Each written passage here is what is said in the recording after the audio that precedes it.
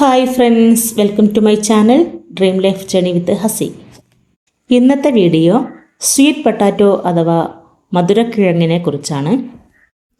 ഈ വീഡിയോ കാണുന്ന എല്ലാവരും ആദ്യം തന്നെ ലൈക്ക് ബട്ടൺ ഒന്ന് അമർത്തണേ. അതുപോലെ സബ്സ്ക്രൈബ് ചെയ്യാത്ത എല്ലാവരും ഒന്ന് സബ്സ്ക്രൈബ് ചെയ്യുക. നിങ്ങളുടെ അഭിപ്രായം എന്ത് തന്നെയായാലും നല്ലതായാലും ചീത്തയായാലും ഒരു കമൻറ്റായി അറിയിക്കുക കേട്ടോ. ഇനി നമുക്ക് മധുരക്കിഴങ്ങിൻ്റെ വിശേഷത്തിലേക്ക് പോവാം. നമുക്കറിയാം, ഫൈബർ ധാരാളം അടങ്ങിയ എല്ലാ ഭക്ഷ്യവസ്തുക്കളും ദഹനത്തെ വളരെയധികം മെച്ചപ്പെടുത്തുകയും മലബന്ധം തടയുകയും ഒക്കെ ചെയ്യുന്നതാണ്. അതുപോലെ തന്നെ മധുരക്കിഴങ്ങിനും ധാരാളം ഫൈബർ ഉള്ളതുകൊണ്ട് ഈ ഗുണങ്ങളൊക്കെ മധുരക്കിഴങ്ങിനുമുണ്ട്. വളരെ നല്ല രീതിയിൽ ദഹനം നടക്കാനും മലബന്ധം ഇല്ലാതാക്കാനും വയറിൻ്റെ ആരോഗ്യം സംരക്ഷിക്കാനും ഒക്കെ മധുരക്കിഴങ്ങ് സഹായിക്കും. മധുരമുള്ള ഫ്രൂട്ട്സ് ആയാലും അല്ലെങ്കിൽ ഇതുപോലെയുള്ള കിഴങ്ങ് വർഗ്ഗങ്ങളായാലും ഒക്കെ പ്രമേഹ രോഗികൾക്ക് അത് തൊടാനൊരു ഭയമായിരിക്കും അല്ലേ. മധുരം എന്ന് കേൾക്കുമ്പോൾ തന്നെ അവർ മാറി നിൽക്കും. എന്നാൽ നമ്മുടെ മധുരക്കിഴങ്ങ് പ്രമേഹ രോഗികൾക്കും കഴിക്കാം എന്നുള്ളതാണ് ഒരു ഗുണം.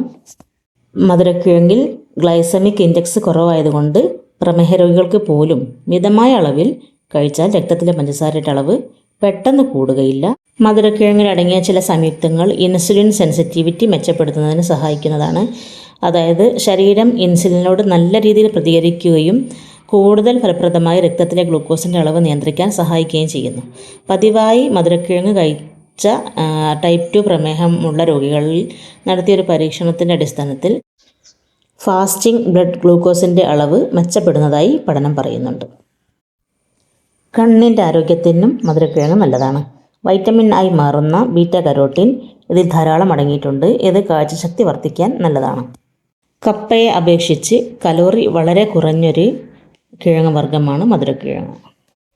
അതേസമയം ഫൈബർ വളരെ കൂടുതലുമാണ്.